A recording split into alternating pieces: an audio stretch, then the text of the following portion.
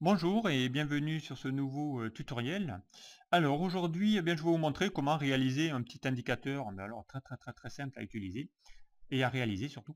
Voilà, donc ici, c'est un indicateur qui va vous permettre de pouvoir ici bien colorier des petits carrés, des petits cubes, en fonction ici d'un pourcentage. Voilà, ici j'ai des noms de produits.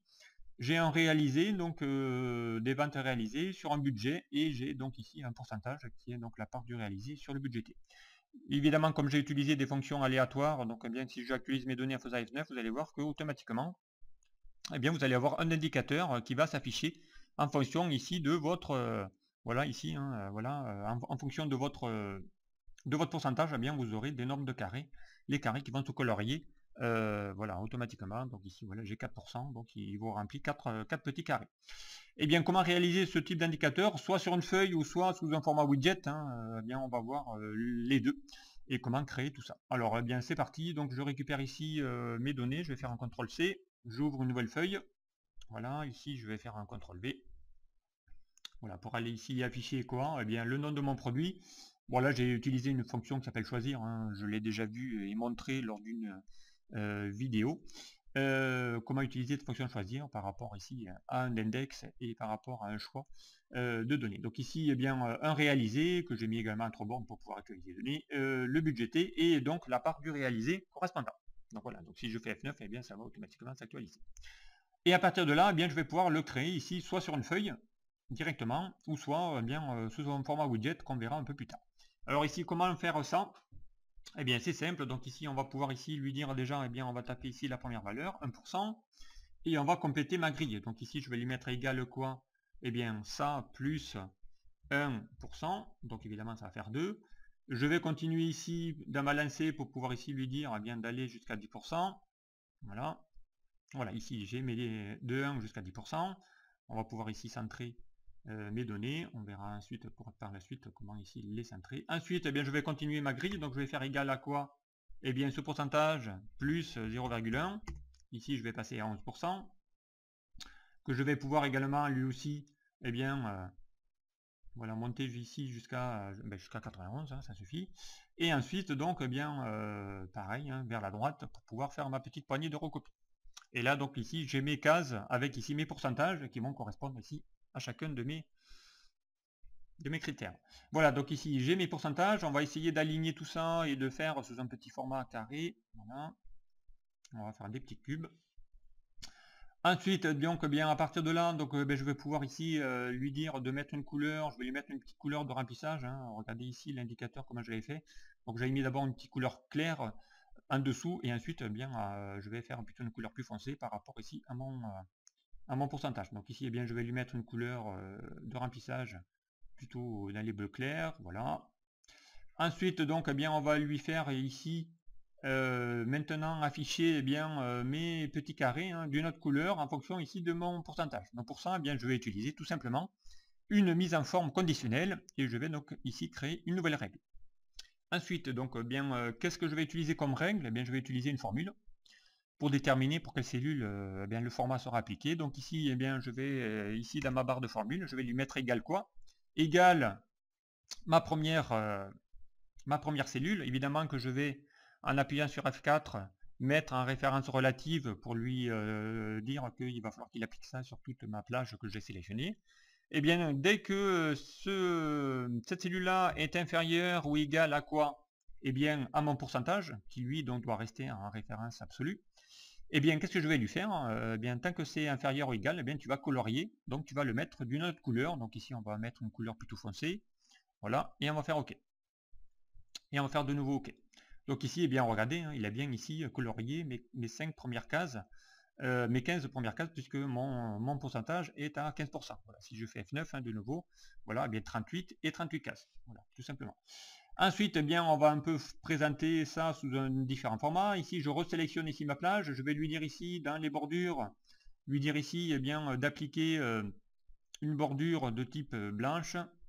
Voilà. Et pour tout autour, voilà.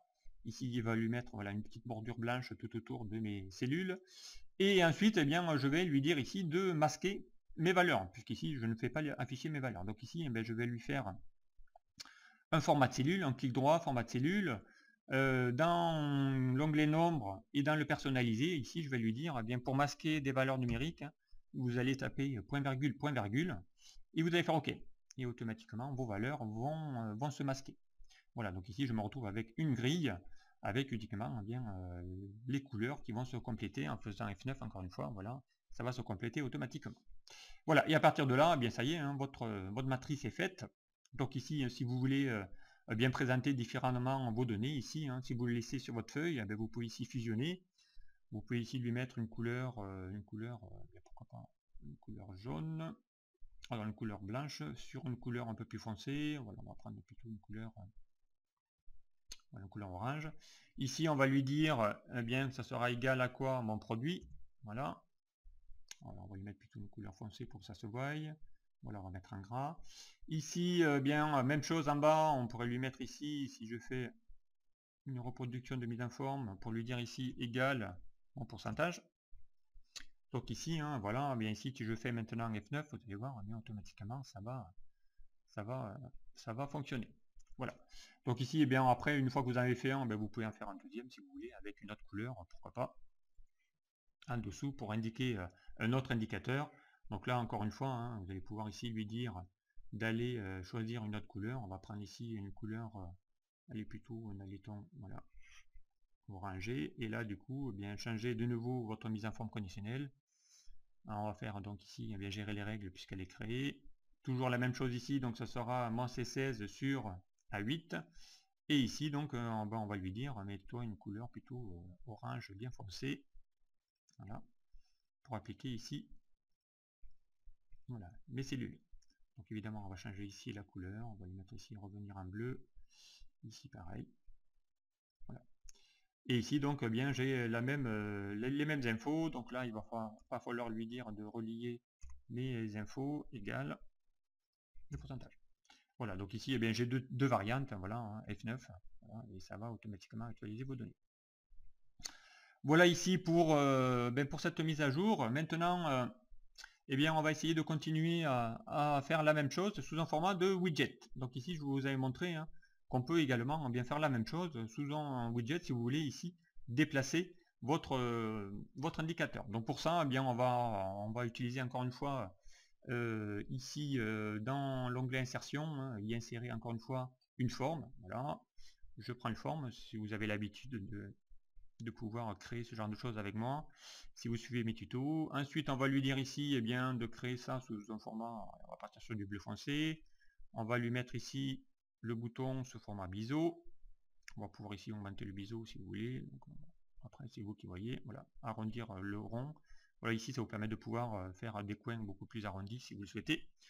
Voilà, à partir de là, eh bien, qu'est-ce que je vais pouvoir faire? Eh bien, je vais pouvoir encore y insérer une nouvelle forme.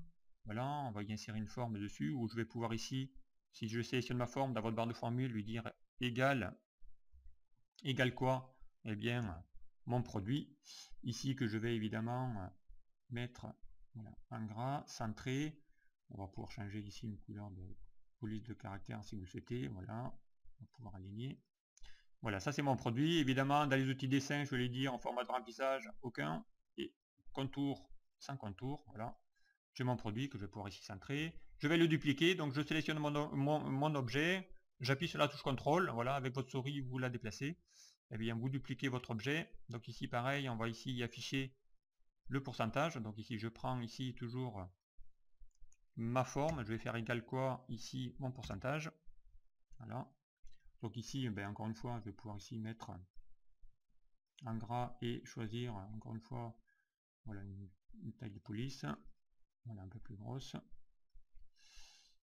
Voilà, on va pouvoir ici lui indiquer ça. On va pouvoir encore dupliquer et pourquoi pas ici lui mettre bien du texte. On peut lui mettre ici réaliser voilà, dans ma forme évidemment, non plus dans ma barre de formule. Donc ici je vais lui mettre, ça sera mon réalisé. Voilà, versus budgété. Voilà. Donc ici c'est mon texte. Je vais pouvoir ici eh bien, positionner à l'endroit où je veux. Et ensuite, eh bien, je vais ici y faire représenter ici ma grille. Donc je vais sélectionner ma grille, tout simplement. Je vais lui faire ici dans mon presse-papier un copier. Et ensuite, je vais lui dire ici de faire un collage spécial de type image liée. Voilà, donc je clique ici dessus. Il vous a généré ici une image que vous pouvez donc déplacer sur votre budget.